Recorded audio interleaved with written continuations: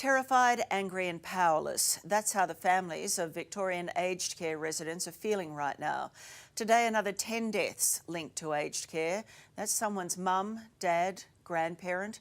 And with more than 1,000 cases linked to 103 facilities across the state, families are panicking.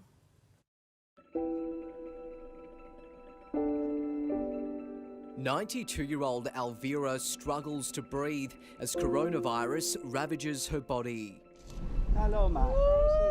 Not changing. I was saying, you don't be afraid, try and stay calm. You're going for tests and you'll be back, just to reassure her, because she thinks she's going to hospital to die. This is as close as her son James Pisano can get. It's absolutely excruciating. We first met James last week as he helplessly watched his frail mum succumb to the virus through a window at her aged care home. Not tanta buona, che ti senti? Finally today, a week after James says he raised the alarm, the nursing home agreed Elvira had suffered a stroke and urgently needed to go to hospital. They were telling me that they believed it was a case of fatigue, not a stroke. James has accused staff at Baptcare Wyndham Lodge of serious mismanagement. And all we keep getting told is unprecedented, unprecedented. Everyone's under stress. The whole sector's, doing it tough. What the hell, what kind of comfort is that? I mean, that's your job. After our first story, Baptcare wrote to families acknowledging allegations we raised would have been concerning and upsetting. The company refused an interview today. It's excruciating because, as I said, it was preventable. It feels like a nightmare that I can't wake up from. Frank McAuliffe is dealing with an unimaginable heartache, losing both his elderly parents within 30 hours. It's just come down on my family like a ton of bricks. We're not able to get together to grieve.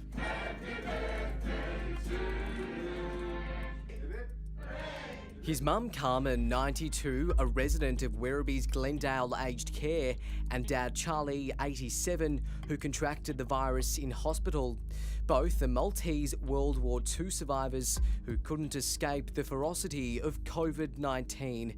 Frank's parents died from unrelated clusters. In the last couple of weeks of his life, my father in hospital relayed to me that what was happening with COVID-19 was worse than what he lived through in World War II. He spent many hours in bomb shelters with his family.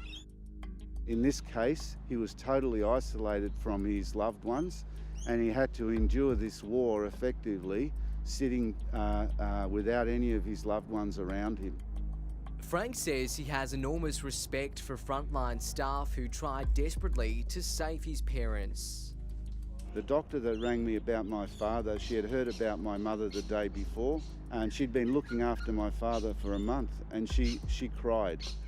He's now speaking out against what he calls a systemic failure in our aged care system. The rules and regulations that they need to comply with are obviously inadequate. It's just clear they're inadequate. It's like a horror show. It's like a horror movie.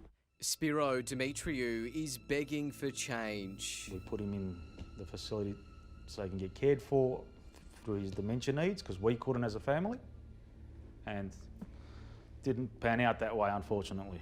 This is his 73-year-old father, John, in March, while Spiro was showing him news of the pandemic.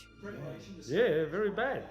Months later, John would die alone. Wouldn't even treat animals the way they got treated. Not getting fed, showered, soiled pads and so forth. John was the 20th casualty at St Basil's, which recently sent this letter to families. I have never ever been able to get a fair go from the press. They are there to sensationalise the news and sell papers, clicks and attract viewers. There's a lot of things not getting told. by St Basil's. More than 1,400 cases have now been linked to aged care across 103 active sites. At least 98 residents have died, surpassing the death toll for Sydney's Newmarch Nursing Home and the Ruby Princess combined. You could say aged care residents are sitting ducks. Hospitals are reluctant to take them, and some providers like Blue Cross don't want to care for them either. In fact, in a leaked letter, Blue Cross ordered hospitals not to send its residents back here if they're a suspected case of coronavirus or if they're still awaiting test results. A senior medical source has also told A Current Affair of a COVID patient in pain who was refused palliative care medication for an entire night because nurses refused to enter their room. Been surprised that the number of deaths haven't been higher in the last few days actually because of that aged care phenomena.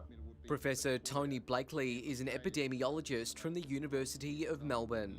The mask should be having effect now. I'm of the view that the numbers would be even higher had we not been wearing masks. Unless we learn these lessons, we're condemned to repeat history. Blue Cross says it expects all staff to care for residents who test positive. The company's full statement is on our website.